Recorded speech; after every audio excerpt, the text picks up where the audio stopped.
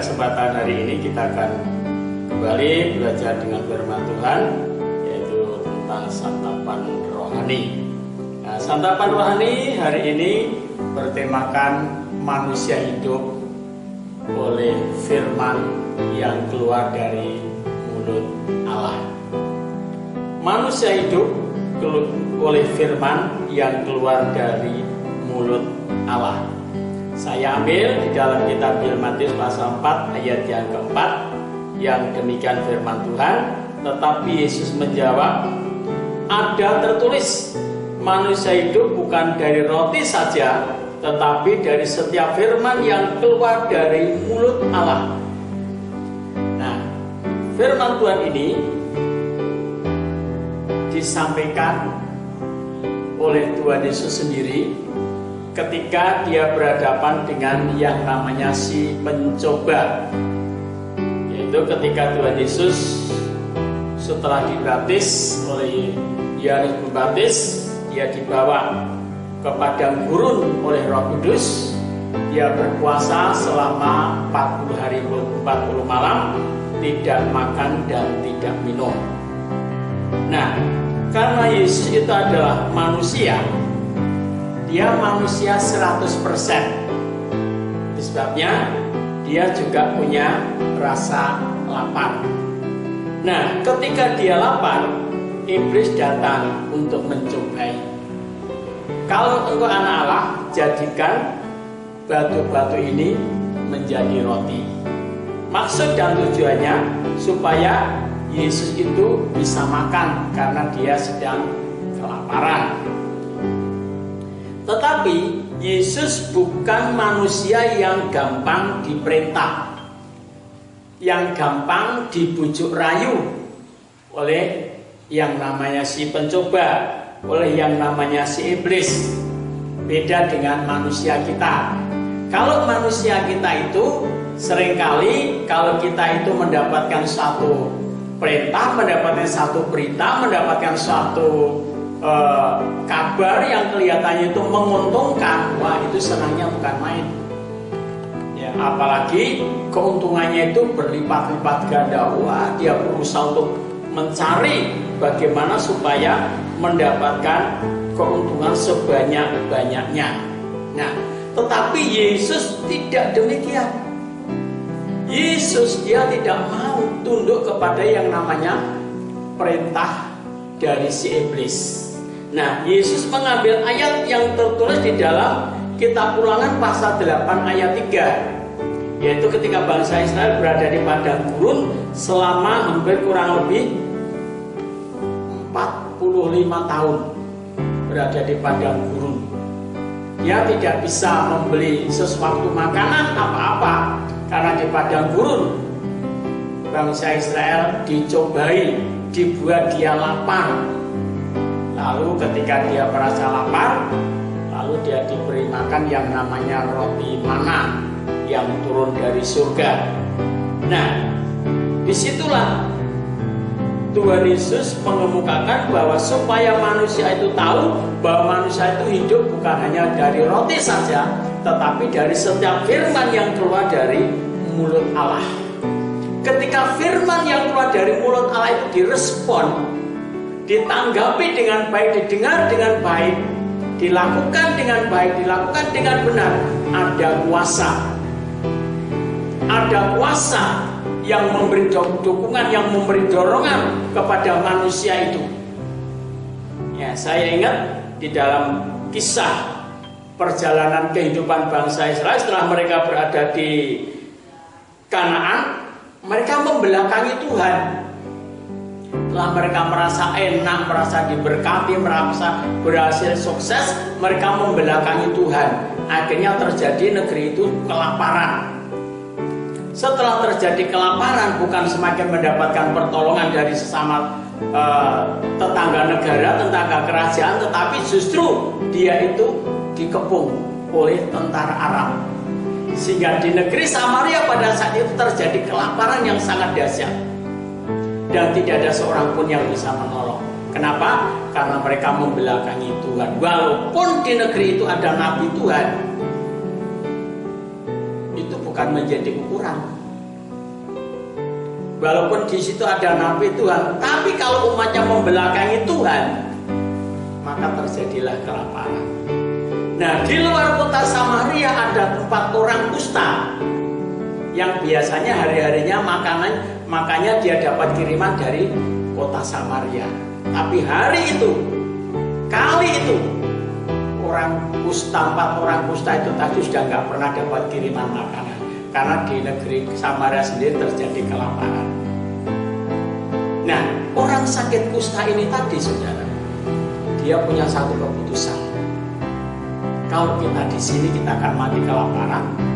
Kalau kita masuk ke kota pun juga di sana tidak ada makanan.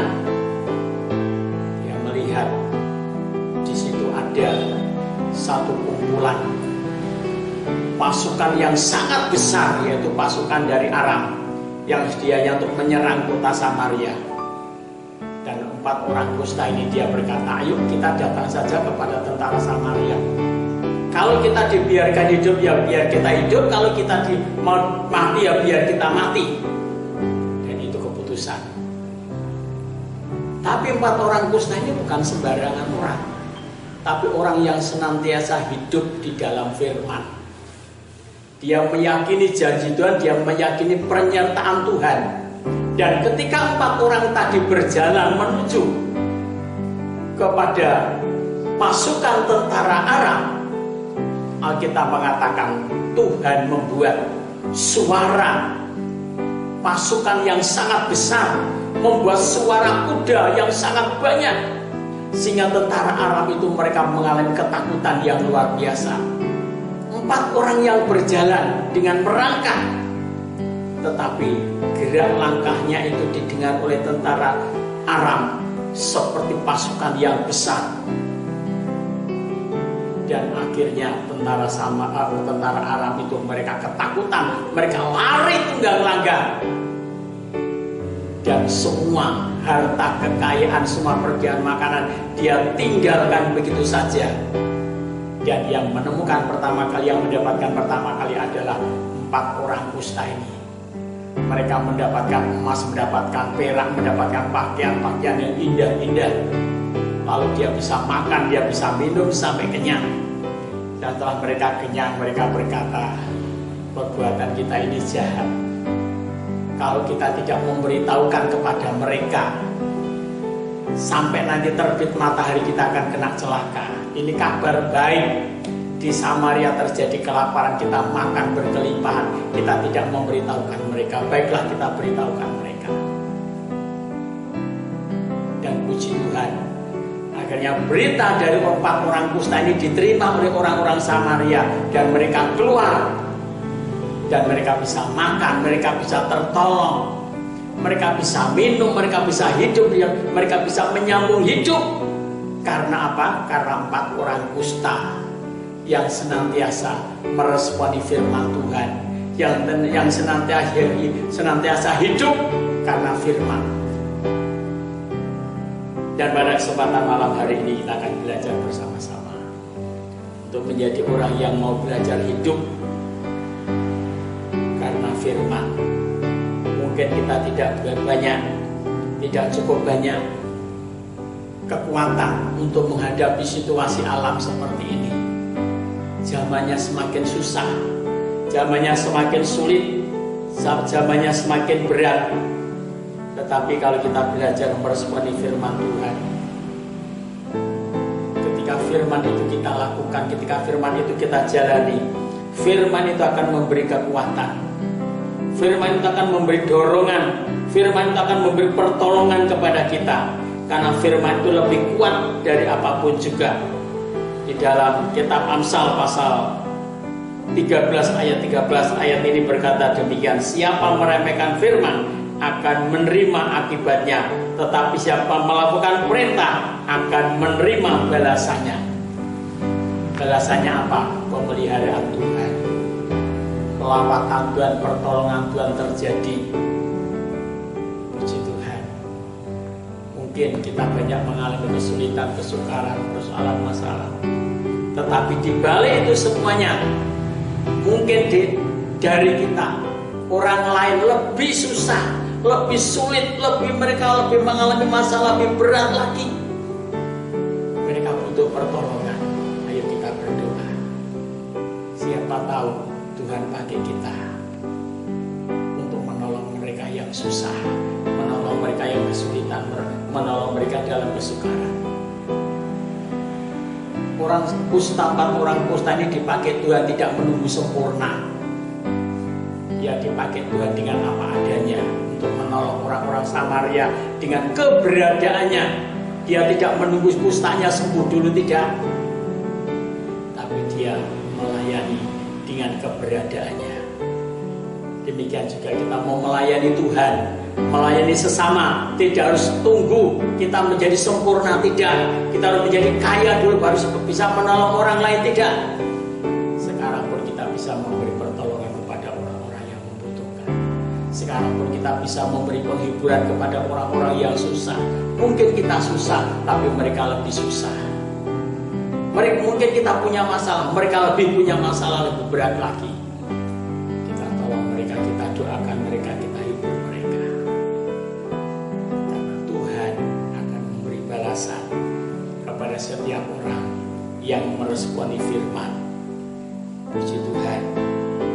Dalam kitab Ibrani pasal 4 berkata bahwa firman itu lebih kuat dari apapun juga.